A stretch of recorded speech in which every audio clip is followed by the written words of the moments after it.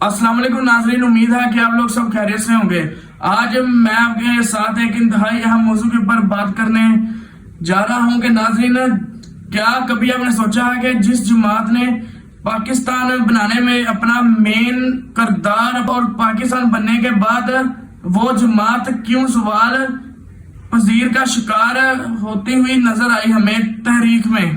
सवाल पजीर नाजरीन, पाकिस्तान जब 14 अगस्त 1947 को बना तो दूसरे दिन 15 अगस्त को कायदे-ए-आज़म मोहम्मद अली जिन्ना साहब ने गवर्नर जनरल का हलफ उठाया। तो दूसरी तरफ ये भी था कि अब मुस्लिम लीग की क़यादत कौन करेगा। कायदे-ए-आज़म साहब ने तो वाज़ेह तौर पर कह दिया था कि जो बंदा हुकूमती ओहदा रखेगा वो पार्टी की सदारत नहीं रखेगा। इस वजह से उन्होंने अपना चौधरी खलीकुज़्ज़मान साहब को मुस्लिम लीग का पहला सदर बनाया।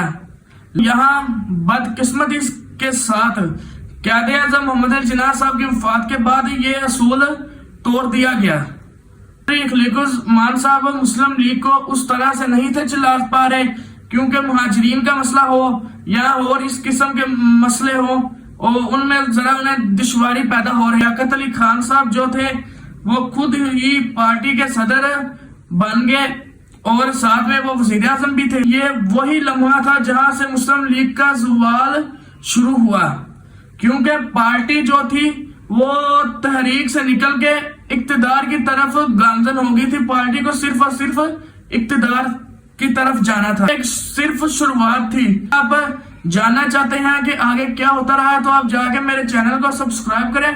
मिलते हैं अगली वीडियो में, शुक्रिया।